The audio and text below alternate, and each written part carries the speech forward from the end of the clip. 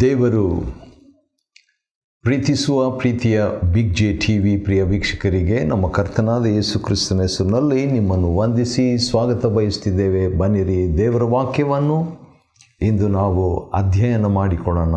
ಇಂದು ಕೂಡ ನಮಗೋಸ್ಕರವಾಗಿ ಬಹಳ ಉತ್ತೇಜನಕಾರಿಯಾದಂಥ ಸಂಗತಿಗಳು ದೇವರ ವಾಕ್ಯದಿಂದ ಆತ್ಮಿಕ ಅಡಿಗೆ ಸಿದ್ಧವಾಗಿ ಇಟ್ಟಿರೋದರಿಂದ ಅದರಲ್ಲಿ ಪಾಲು ಹೊಂದುವಂತೆ ನಾವು ಮುಂದುವರಿಯೋಣ. ಇಂದಿನ ನಮ್ಮ ಒಂದು ಅಧ್ಯಯನ ಯೆಹೆಜ್ಕೇಲನ ಗ್ರಂಥ, ದ ಬುಕ್ ಆಫ್ ಎಝೆಕಿಯಲ್, ಚಾಪ್ಟರ್ 29, 29ನೇ ಅಧ್ಯಾಯ. 29ನೇ ಅಧ್ಯಾಯದಲ್ಲಿ ನೋಡುವಾಗ ಐಗುಪ್ತದ, ಇದುವರೆಗೆ ನಾವು ನೋಡಿದ್ದು 26ನೇ ಅಧ್ಯಾಯ, 27ನೇ ಅಧ್ಯಾಯ, 28ನೇ ಅಧ್ಯಾಯ, 3 ಅಧ್ಯಾಯಗಳಲ್ಲಿ ತೂರಿನ ವಿಷಯವಾಗಿ ಮುಖ್ಯವಾಗಿ ಸ್ವಲ್ಪ ಚೀದೋನಿನ ಬಗ್ಗೆ ಕೂಡ ನಾವು ನೋಡ್ತೇವೆ. ಆದರೆ ಇಲ್ಲಿ 29ನೇ ಅಧ್ಯಾಯದಲ್ಲಿ ನಾವು ನೋಡಿಕೊಳ್ಳುವಾಗ ಐಗುಪ್ತದ ಬಗ್ಗೆ 4 ಅಧ್ಯಾಯಗಳು. ಆಶ್ಚರ್ಯ! ಹಾಗಾದರೆ ದೇವರು ಬಹಳಷ್ಟು ಐಗುಪ್ತಕ್ಕೆ, ಈಜಿಪ್ಟಿಗೆ ಹೇಳುವಂಥದ್ದು ಇದೆ ಎಂಬುದಾಗಿ ನೋಡ್ತೀವಿ. ಐಗುಪ್ತ ಕನ್ನಡದಲ್ಲಿ, ಈಜಿಪ್ಟ್ ಇಂಗ್ಲೀಷ್ನಲ್ಲಿ, ಹೀಬ್ರೂ ಭಾಷೆಯಲ್ಲಿ ಮಿಜ್ರಾಯಿಮ್ ಎಂಬುದಾಗಿ. ಹೌದು, ಮಿಜ್ರಾಯಿಮ್ ಅಂತ ಹೇಳಿದರೆ ಅದರ ಅರ್ಥ ಪರಿಮಿತಿ, ಬಾರ್ಡರ್, ತೀರ, ಅಥವಾ ಇನ್ನೊಂದು ಪದ ಸಂರಕ್ಷಣೆ, ದಾಳಿ ಎಂಬ ಅರ್ಥವನ್ನು ಕೊಡುವಂಥದ್ದು ಈ ಈಜಿಪ್ಟ್ ಅಥವಾ ಐಗುಪ್ತ ಎಂಬ ಪದದ, ಊರಿನ, ದೇಶದ ಅರ್ಥ. ಇದು ಬೈಬಲ್ನಲ್ಲಿ 681 ಸಾರಿ, ಅದಕ್ಕಿಂತಲೇ ಹೆಚ್ಚು, ಸುಮಾರು 681 ಸಾರಿ ಬೈಬಲ್ನಲ್ಲಿ ಈ ಈಜಿಪ್ಟ್ ಎಂಬ ಪದ ಬರುವಂಥದ್ದಾಗಿದೆ. ಹಾಗಾದರೆ ಇದು ಈ ದೇಶ ಭಾಳ ಪ್ರಾಮುಖ್ಯ ಸ್ಥಾನವನ್ನು ಬೈಬಲ್ನಲ್ಲಿ ವಹಿಸಿದೆ.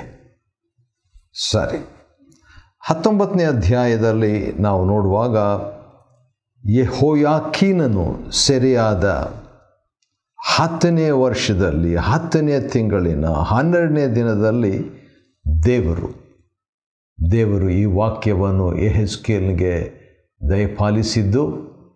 ಬಹುಶಃ ಇನ್ನೂ ಯೆಹೋಯಾಕೀನನು ಬಾಬೆಲ್ನಲ್ಲಿ ಸೆರೆಮನೆಯಲ್ಲಿ ಇರುವಂಥ ಒಂದು, ಸರಿಯಾಗಿ ಇರುವಂಥ ಒಂದು ಸನ್ನಿವೇಶ. ಯೆಹೆಜ್ಕೇಲನು ಅದೇ ದೇಶದಲ್ಲಿ ಬಾಬೆಲ್ನಲ್ಲಿ ಸೆರೆಯಾಳಾಗಿರುವಂಥದ್ದು. ಮತ್ತು ಯೆಹೂದದ ದೇವಜನರು, ಯೆರೂಸಲೇಮಿನಿಂದ ಒಯ್ಯಲ್ಪಟ್ಟಂಥವರು ಅನೇಕರು ಅಲ್ಲಿ ಸರಿಯಾಗಿ ಇದ್ದಾರೆ. ಆದರೆ ಯೆರೂಸಲೇಮಿನಲ್ಲಿ ಸ್ವಲ್ಪ ಜನ ಉಳಿದಿದ್ದಾರೆ. ಅಲ್ಲಿ ಕೂಡ ಯೆರೆಮೀಯನು ಉಳಿದುಬಿಟ್ಟಿದ್ದಾನೆ.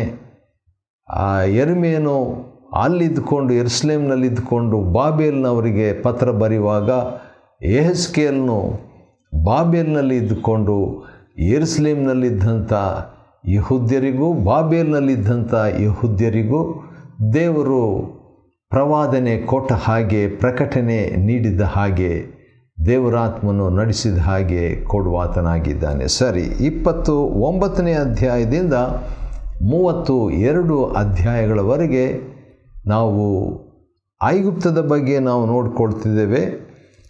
ನರಪುತ್ರನೇ, ನೀನು ಐಗುಪ್ತದ ಅರಸನಾದ ಫರೋಹನ ಕಡೆಗೆ ಮುಖ ಮಾಡಿ ಅವನ ವಿಷಯದಲ್ಲಿ ಮತ್ತು ಐಗುಪ್ತರೆಲ್ಲರ ವಿಷಯದಲ್ಲಿ ಈ ರೀತಿಯಾಗಿ ನುಡಿಬೇಕು. ಅದೇನಂತ ಹೇಳಿದ್ರೆ, ಫರೋಹನು ನಿನ್ನ ನದಿ ಶಾಖೆಗಳ ನಡುವೆ ಒರಗಿಕೊಂಡು, ಈ ನದಿಯು ನನ್ನದೇ, ನನಗಾಗಿಯೇ ಮಾಡಿಕೊಂಡದ್ದು ಅಂದುಕೊಳ್ಳುವ ಮೊಸಳೆಯೇ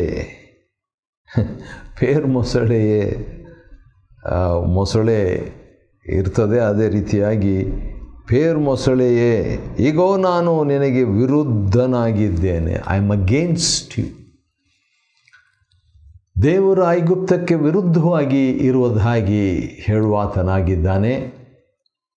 ಮತ್ತು ಅದಕ್ಕೆ ಒಂದು ಕಾರಣ ಏನೆಂಬುದಾಗಿ ನೋಡುವಾಗ, ಈ ನದಿಯು ನನ್ನದೇ ಎಂಬುದಾಗಿ. ಅಷ್ಟೇ, ನನ್ನದೇ, ನನಗಾಗಿಯೇ ಮಾಡಿಕೊಂಡದ್ದು ಅಂತ. ಆ ರೀತಿಯಾಗಿ ಹೇಳಿದಾಗ ಯಾಕೆ ದೇವರು ಅಪ್ಸೆಟ್ ಆಗಬೇಕು, ಬೇಸರ ಪಡಬೇಕು ಎಂಬುದಕ್ಕೆ ಒಂದು ಕಾರಣ ನಾವು ಕೀರ್ತನೆ 24ರಲ್ಲಿ ನಾವು ನೋಡಿಕೊಳ್ಳಬಹುದು. ಅಲ್ಲಿ ಏನಂತ ಬರೆದಿದೆ, ಮೊದಲನೇ ವಚನ, ಕೀರ್ತನೆ 24ರಲ್ಲಿ ಈ ರೀತಿಯಾಗಿ 4 ವಿಷಯಗಳಲ್ಲಿ ಬರೆದಿದೆ. ಮೊದಲನೆಯದು, ಭೂಮಿಯು ಅದರಲ್ಲಿರುವ ಸಮಸ್ತವು ಯೆಹೋವನದು, ಲೋಕವು ಅದರ ನಿವಾಸಿಗಳು ಆತನವೇ, ಆತನೇ ಅಸ್ತಿವಾರವನ್ನು ಸಾಗರದ ಮೇಲೆ ಹಾಕಿದವನು. ಹಾಗಿರುವಾಗ ಆಮೇಲೆ ಅದನ್ನು ಜಲರಾಶಿಗಳ ಮೇಲೆ ಸ್ಥಿರಪಡಿಸಿದವನೂ ಆತನೇ. ಆ ರೀತಿಯಾಗಿರುವಾಗ ಐಗುಪ್ತದವರು ಈ ನದಿ ನನ್ನದೇ, ಇದು ನನಗಾಗಿಯೇ ಎಂಬುದಾಗಿ ಹೇಳಲಿಕ್ಕೆ ಹೇಗೆ ಸಾಧ್ಯ? ಯಾಕಂದರೆ ಒರಿಜಿನಲ್ ಓನರ್ ದೇವರಾಗಿರೋದ್ರಿಂದ ಈ ರೀತಿಯಾಗಿ ಹೇಳೋದು ದೇವರಿಗೆ ಇಷ್ಟವಿಲ್ಲದ ಕಾರಣ. ಈಗೋ ನಾನು ನಿನಗೆ ವಿರುದ್ಧನಾಗಿದ್ದೇನೆ ಎಂಬುದಾಗಿ ದೇವರು ಹೇಳುವಂಥದ್ದನ್ನು ನಾವು ಗಮನಿಸಬಹುದು. ಮತ್ತು ಮುಂದೆ ನಾವು ನೋಡಿಕೊಳ್ಳುವಾಗ ಐಗುಪ್ತದ ವಿಷಯವಾಗಿ ದೇವರ ಒಂದು ದಂಡನಾ ತೀರ್ಪು, ನ್ಯಾಯ ತೀರ್ಪು ಮತ್ತು ವ್ಯಾಜ್ಯ ತೀರ್ಪು ಮತ್ತು ಅವರು ಮಾಡಿದ್ದಕ್ಕೆ ದೇವರು ತಕ್ಕ ದಂಡನೆ ಅಲ್ಲ, ಮಾತು ಹೇಳಿ ಅನಂತರ ದಂಡಿಸೋದು. ಯಾಕಂದರೆ ಇದ್ದಕ್ಕಿದ್ದ ಹಾಗೆ ದೇವರು ದಂಡಿಸೋದಿಲ್ಲ. ಯಾಕೆ ದಂಡಿಸ್ತಾ ಇದ್ದಾರೆ ಎಂಬುದನ್ನು ಕಾರಣ ಕೊಟ್ಟು ದೇವರು ದಂಡಿಸ್ತಾರೆ, ಅಥವಾ ಅವರು ಮಾಡಿದ್ದನ್ನು ಅವರಿಗೆ ಹೇಳಿ ಅನಂತರ ತೀರ್ಪು ಮಾಡುವಂಥದ್ದು ದೇವರ ಒಂದು ಕರ್ತವ್ಯ, ದೇವರ ಒಂದು ಸ್ಟೈಲು, ವಿಧಾನ, ರೀತಿ, ನೀತಿ ಆಗಿದೆ.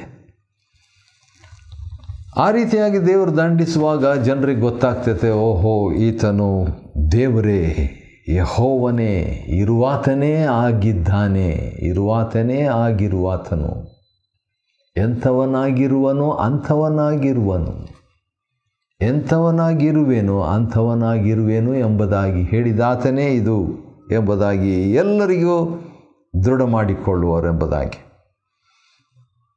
ಸರಿ, ಅನಂತರ ಫರೋಹನಿಗೆ ದೇವರು ಒಂದು ಮಾತು ಹೇಳುವಂಥದ್ದನ್ನು 9ನೇ ವಚನದಲ್ಲಿ ಅದು ರಿಪೀಟ್ ಆಗಿದೆ. ಯೆಹೆಜ್ಕೇಲ್ ಗ್ರಂಥ 29ನೇ ಅಧ್ಯಾಯದ 9ನೇ ವಚನದಲ್ಲಿ ಈ ರೀತಿಯಾಗಿದೆ. ಫರೋಹನು ಏನು ಹೇಳ್ತಿದ್ದ? ಈ ನದಿಯು ನನ್ನದೇ, ನಾನೇ ಮಾಡಿಕೊಂಡದ್ದು ಅಂದುಕೊಂಡ ಕಾರಣ ಐಗುಪ್ತ ದೇಶವು ಹಾಳಾಗುವುದು. ಹಾಗಾದರೆ ನಾಯಕನ ಯೋಚನೆ ಬಹು ಪ್ರಾಮುಖ್ಯ. ನಾನು ನಾಯಕನಾಗಿರೋದ್ರಿಂದ ನಾಯಕತ್ವದಲ್ಲಿರುವಂಥವರು ಒಂದು ವೇಳೆ ಕುಟುಂಬದ ನಾಯಕನು, ಸಭೆಯ ನಾಯಕನು, ಕೆಲಸ ಕ್ಷೇತ್ರದಲ್ಲಿ ನಾಯಕನು, ಅಥವಾ ಕೆಲವು ಜನರು ಅನ್ಅಫಿಷಿಯಲ್ ಆಗಿ, ಅಂದರೆ ಇದು ಕೆಲವರು ಸಮಾಲೋಚನೆಗಾಗಿ ಬರುವಾಗ ಆ ನಾಯಕತ್ವದ ಗೌರವ ಸ್ಥಾನ ಕೊಟ್ಟು ಬರುವಾಗ ಅದು ಅವರಿಗೆ ನಾಯಕನಾಗಿ, ಆತ್ಮಿಕ ನಾಯಕನಾಗಿ, ಮಾರ್ಗದರ್ಶನ ನಾಯಕನಾಗಿ, ಸಮಾಲೋಚನೆ ನಾಯಕನಾಗಿ ಇರುವಂಥ ವೇಳೆಯಲ್ಲಿ ನಾಯಕರು ಅಂದುಕೊಳ್ಳುವ ಆಲೋಚನೆ ಬಹು ಪ್ರಾಮುಖ್ಯ. ಅವನು ಆ ರೀತಿಯಾಗಿ ಅಂದುಕೊಂಡದರಿಂದ ದೇವರು ಐಗುಪ್ತ ದೇಶ ಹಾಳಾಗುವುದು, ಇಡೀ ದೇಶಕ್ಕೆ, ಒಬ್ಬನಿಂದ ಇಡೀ ದೇಶಕ್ಕೆ ಹಾಳು.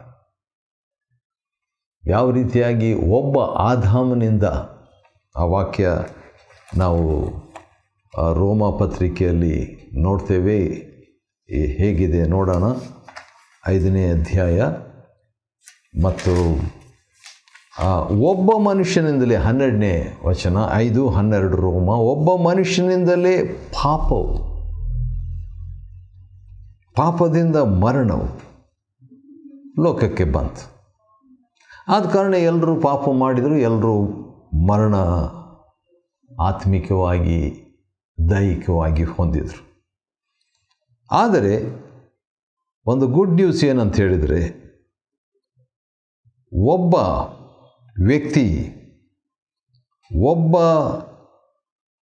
ವ್ಯಕ್ತಿ ಅದು ಯಾರು ಅಂತ ಹೇಳ್ಬಿಟ್ಟು ನೋಡುವಾಗ, ಮುಂದೆ ಒಬ್ಬ ಮನುಷ್ಯನಿಂದಲೇ ಎಲ್ಲರೂ ಸಾಯಬೇಕು ಅಂತಿರುವಾಗ, ಒಬ್ಬ ಮನುಷ್ಯನ ವಿಧೇಯತೆಯಿಂದ ಎಲ್ಲ ಮನುಷ್ಯರಿಗೂ 18ನೇ ವಚನದಲ್ಲಿ ನೀತಿವಂತರೆಂಬ ನಿರ್ಣಯವು ಉಂಟಾಗಿ ಜೀವವನ್ನು ಫಲಿಸುತ್ತದೆ.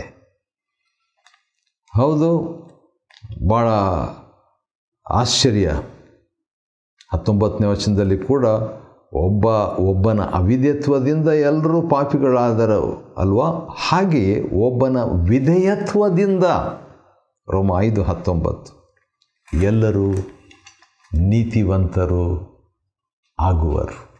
ಅದೇ ರೀತಿಯಾಗಿ ಇಲ್ಲಿ ಕೂಡ ಒಬ್ಬ ಐಗುಪ್ತ ವ್ಯಕ್ತಿ, ಅರಸನು, ಅವನಿಂದ ಐಗುಪ್ತ ದೇಶಕ್ಕೆ ಹಾನಿ ಬಂತು.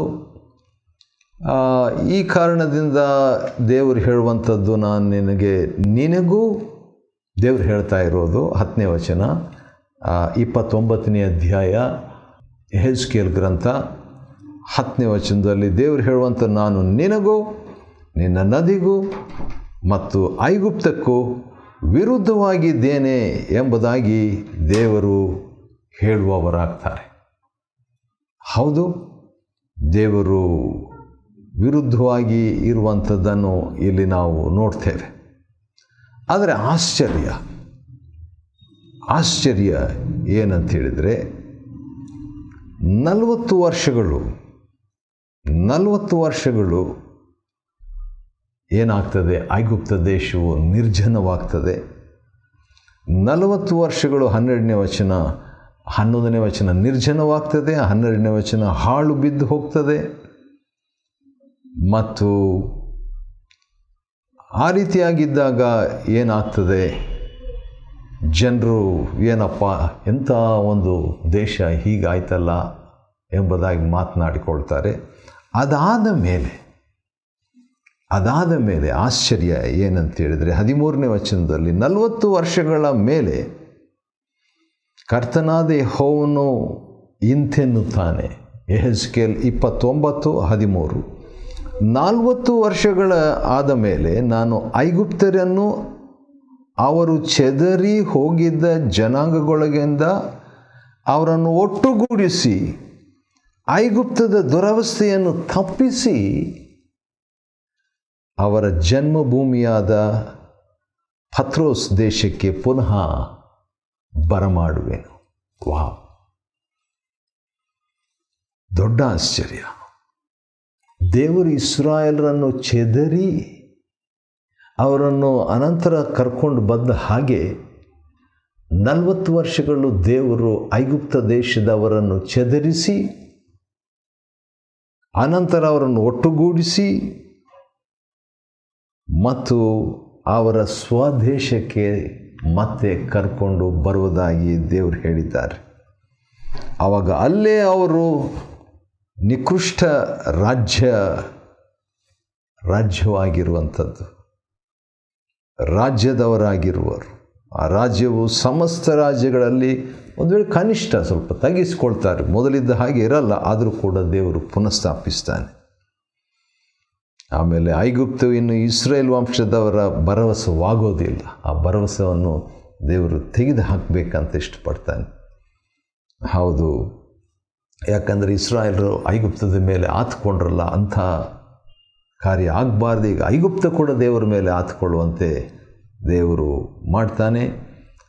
ಆ ರೀತಿಯಾಗಿ ಮಾಡಿದ ಮೇಲೆ ನೆಬೂಕದ್ನೆಚ್ಚರನು ತೂರನ್ನು ಮುತ್ತಿದ ಪ್ರಯಾಸಕ್ಕೆ ಐಗುಪ್ತವೇ ಜಿತವಾದದ್ದು ಇಲ್ಲಿ ನಾವು ನೋಡ್ತೇವೆ ರೀ.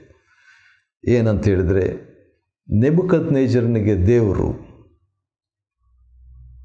ತೂರನ್ನು ದಾಳಿ ಮಾಡಬೇಕಂತ ಹೇಳಿದಾಗ ಅದೇ ರೀತಿಯಾಗಿ ಮಾಡ್ತಾನೆ ರೀ ನೆಬೂಕದ್ನೆಚ್ಚರನು. ಬಾಬೇಲಿನ ಅರಸನಾದ ನೆಬೂಕದ್ನೆಚ್ಚರನು ತೂರಿಗೆ ಮುತ್ತಿಗೆ ಹಾಕಿ ತನ್ನ ಸೈನ್ಯರಿಂದ ಬಹುಶ್ರಮದ ಸೇವೆಯನ್ನು ಮಾಡಿಸಿದ್ದಾನೆ. ಬಾಬೇಲಿನ ಅರಸನು ತೂರಿ ದೇಶಕ್ಕೆ ವಿರುದ್ಧವಾಗಿ ಬಂದು ಮುತ್ತಿಗೆ ಹಾಕಿದ್ದಾನೆ, ಭಾಳ ಕಷ್ಟಪಟ್ಟು. ದೇವರು ಹೇಳ್ತಾರೆ, ಹಾಗಾದರೆ ಅವನಿಗೇನಾದರೂ ಸಂಬಳ ಕೊಡಬೇಕಲ್ಲ. ಇದು ದೇವ್ರ ಕೆಲಸ. ಇದು ದೇವರು ಮಾಡಿದ್ದು. 18ನೇ ವಚನ 29ನೇ ಅಧ್ಯಾಯ ಯೆಹೆಜ್ಕೇಲ್ ಗ್ರಂಥ 19ನೇ ವಚನದಲ್ಲಿ ಅವನು ಪಟ್ಟ, ಅಂದರೆ ನೆಬೂಕದ್ನೆಚ್ಚರನು ಪಟ್ಟ ಶ್ರಮಕ್ಕೆ ಅವನಿಗಾಗಲಿ ಅವನ ಸೈನಿಕರಾಗಲಿ ತೂರಿನಿಂದ ಸಂಬಳವೇನೂ ಸಿಕ್ಕಲಿಲ್ಲ. ಅಂದರೆ ಮುತ್ತಿಗೆ ಹಾಕಿದಂದರೆ ಅದು ಒಂದು ರೀತಿಯಿಂದ 2 in 1 ಭದ್ರತೆಯೂ ಇರ್ತದೆ, ಅದೇ ರೀತಿಯಾಗಿ ದೇವರ ಚಿತ್ತವೂ ಕೂಡ ಅಲ್ಲಿ ಆಯಿತು ಬರಬೇಕಂತ ಹೇಳಿಬಿಟ್ಟು, ಹೀಗಿರಲು ಕರ್ತನಾದ ಯೆಹೋವನಂತ ಇಂತೆನ್ನುತ್ತಾನೆ 19ನೇ ವಚನ, ಈಗೋ ನಾನು ಬಾಬೇಲಿನ ಅರಸನಾದ ನೆಬೂಕದ್ನೆಚ್ಚರನಿಗೆ ಐಗುಪ್ತ ದೇಶವನ್ನು ಕೊಡುವೆನು. ಬಾಬೇಲಿನ ಅರಸನಿಗೆ ಐಗುಪ್ತ ದೇಶವನ್ನು ಕೊಡುವೆನು. ಒಂದು ದೇಶವನ್ನು ತಗೊಂಡು ಇನ್ನೊಂದು ದೇಶಕ್ಕೆ ಇನಾಮಾಗಿ ಅಥವಾ ಕೊಡುವಂಥವ್ರು ಯಾರು? ದೇವರು. ಆತನು ಸರ್ವಶಕ್ತನು. ಭೂಮಿ ಅದರಲ್ಲಿರುವ ಸಮಸ್ತವು ಆತನದೇ. ಕೀರ್ತನೆ 24:1. ಆ ರೀತಿಯಾಗಿ ಅವನು ಅದರ ಜನ ಯಾವತ್ತನ್ನು ಒಯ್ದು ಆ ದೇಶವನ್ನು ಸೂರೆ ಮಾಡಿ ಕೊಳ್ಳೆ ಹೊಡೆಯುವನು, ಅದೇ ಅವನ ಸೈನ್ಯಕ್ಕೆ ಸಂಬಳ. ಅವನು ಸೈನ್ಯ ಸಮೇತವಾಗಿ ನನಗೋಸ್ಕರ ಸೇವೆ ಮಾಡಿದ್ದರಿಂದ, ಯಾರಿಗೋಸ್ಕರ? ದೇವರಿಗೋಸ್ಕರ ಸೇವೆ ಮಾಡಿದ್ದರಿಂದ ಅವನು ಪಟ್ಟ ಶ್ರಮಕ್ಕೆ ಪ್ರತಿಫಲವಾಗಿ ನಾನು ಐಗುಪ್ತ ದೇಶವನ್ನು ಅವನಿಗೆ ಕೊಟ್ಟಿದ್ದೇನೆ. ಯಾರು ಹೇಳೋದು? ಇದು ಕರ್ತನಾದ ಯೆಹೋವನ ನುಡಿ. ಆ ರೀತಿಯಾಗಿ ಹೇಳಿಬಿಟ್ಟು ಇಸ್ರಾಯೇಲ್ ವಂಶಕ್ಕೆ 21ನೇ ವಚನ, ಕೊಂಬನ್ನು ಮೊಳೆಯಿಸಿ, ಅಂದರೆ ಮೆಸ್ಸಿಯನ್ನು, ಕ್ರಿಸ್ತನ ಬಗ್ಗೆ ಒಂದು ಪ್ರವಾದನೆ. ಈ ರೀತಿಯಾಗಿ ಮುಕ್ತಾಯವಾಗುತ್ತೆ ಯೆಹೆಜ್ಕೇಲ್ ಗ್ರಂಥ 29ನೇ ಅಧ್ಯಾಯ. ಯೆಹೆಜ್ಕೇಲ್ ಗ್ರಂಥ 29ನೇ ಅಧ್ಯಾಯವನ್ನು ಅಧ್ಯಯನ ಮಾಡಿಕೊಳ್ಳುವಂತೆ ದೇವರು ಕೊಟ್ಟ ಕೃಪೆಗಾಗಿ ಆತನಿಗೆ ಸ್ತೋತ್ರವಾಗಲಿ. ದೇವರು ನಿಮ್ಮನ್ನು ಆಶೀರ್ವದಿಸಲಿ.